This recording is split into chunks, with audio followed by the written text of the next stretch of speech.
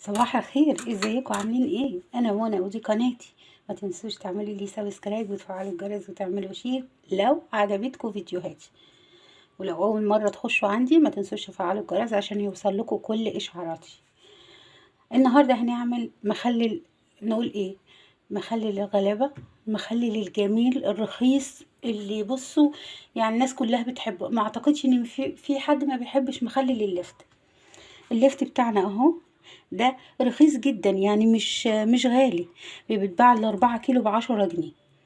تقدري تعملي منهم كتير، تروحي تاكليه جنب الطعمية، جنب اي حاجة بتعمليها. يعني هو مخلل جميل جدا والطعم بتاعه روعة. بنجيبه وبننضفه. شايفين انا منضفاه ازاي اهو. حتى دول انا مش ساعات ما بستعملهمش، بس عندي ولادي بيحبوهم. بفتحهم كده في المية علشان لو في تراب ولا اي حاجة جوه هنا ايه بيروح. تيجي تقطعيه. في ناس بيحبوا يعملوه المشرشر ده، انا بعمله بالسكينه اللي هي المشرشره دي، بس انا ما بتهمنيش الشرشره دي يعني صراحه. طيب عندنا بقى ايه؟ هنقطع الليفت بتاعنا ده زي ما انت عايزه، صوابع اللي انت عايزاه يعني تخينه رفيعه اللي يعجبك. عندنا معلقه سكر كبيره، معلقه شطه، وفصين توم، ملح. انا مستعمله الملح الخشن اهو. ممكن تستعملي الملح العادي يعني، بس الخشن ده ما بيخليش اللفت يبقى دايب، ما يطراش يعني. وعندنا بنجرايه كانت عندي في الفريزر وخرجتها من امبارح علشان اعمل بيها. هنقطع اللفت مع بعض. شايفين اهو، سهل جدا مش صعب في التقطيع.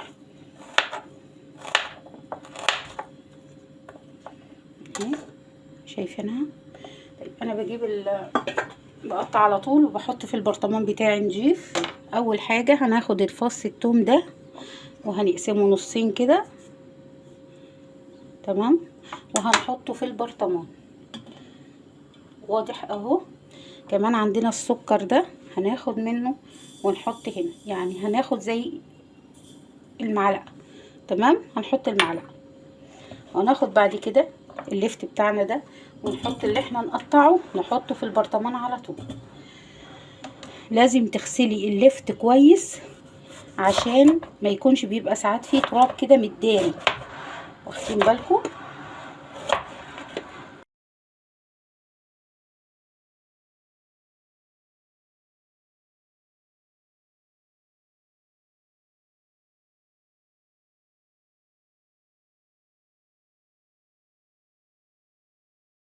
نسيت اقول لكم. تنقي اللفتايه اللي تلاقيها متدكي عليها كده، بصوا تروح وتيجي معاكي شويه، يعني مش طريه، لا، ناعمه طريه، يعني مش ناشفه حجر كده تضايقك. ليه؟ عشان ما تبقاش شايخه من جواها، تمام. شكلها جميل عامل زي القلب، والله شكلها سكره، مستخسره اقطعها.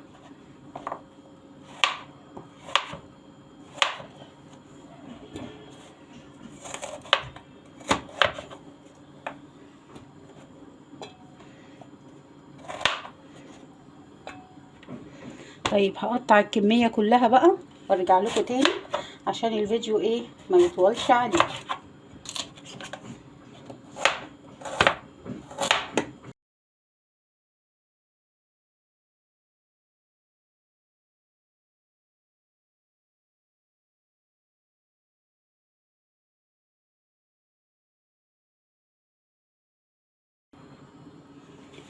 انا طبعا هحط البنجرايه كده في النص، في نص الايه ال- البرطمان، تمام. كمل بقى تقطيع واكمل البرطمان وارجع لكم تاني. كده احنا قطعنا اللفت، شايفين اهو. وده ملى البطرمان التاني. بحب اعمل المخلل في البطرمانات الازاز. انا بحس ان البطرمانات اللي هي البلاستيك صراحه انا عملت فيها معرفش، بحس انها بتعمل ريحه مش حلوه يعني في المخللات. لكن انا بحب في الازاز. الازاز جميل جدا جدا، وبعدين بتشوفي كده تبقي شايفاه كده جميل. المهم عندنا هنا بقى لتر الميه، ادي الشطه طبعا اللي ما بيحبش الشطة ما يحطهاش، بس انا بنحب الشطة.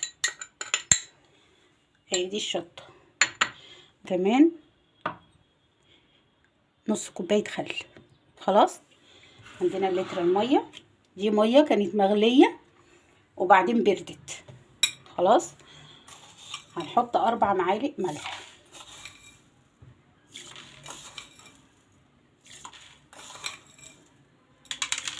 4. تمام. هنقلب.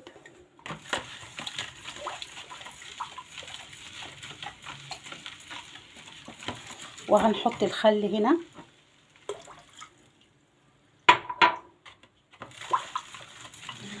هنا حطيت بنجر في البطرمان الكبير ده، حطيت بنجر هنا ما حطيتش عشان اوريكم الفرق يعني.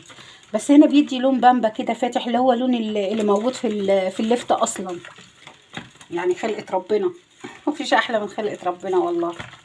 وبرضه ما البنجر خلقة ربنا برضه. هنبتدي نحط الميه دي كده هنا. هنحط الميه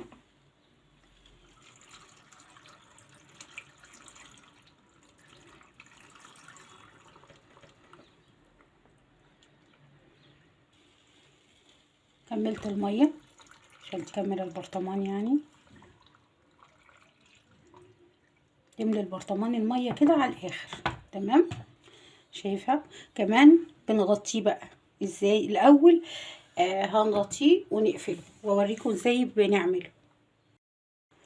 نجيب البلاستيك ده، شايفينه اهو، بتخليه يلامس الايه الميه عشان مفيش هوا يخش جواه. وبعدين بنقفله كده كويس. تمام.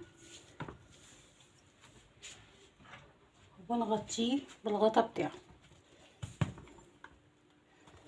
وبمسكه اقلبه كده عشان السكر وكل حاجه تلف. ادي برطمان اهو. رايكم كمان الصغير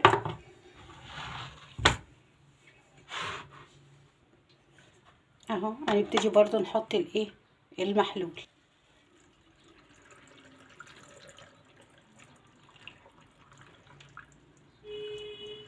برضو زي ما قلت لكم ان احنا نبقى مالين الميه على الاخر.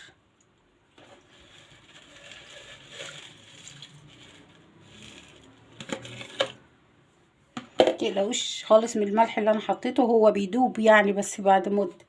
تمام.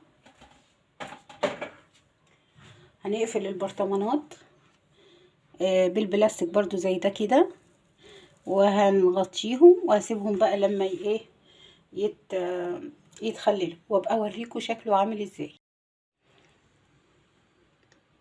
اهو اللفت. هنستنى بقى عليه اسبوع. اول ما يستوي هوريهولكم ونشوف شكله عامل ازاي. شايفين ادي اللفت خلاص استوى. شايفين ده اللي بالبنجر. تمام. وده اللي من غير بنجر. اللي يعجبكم اعملوه.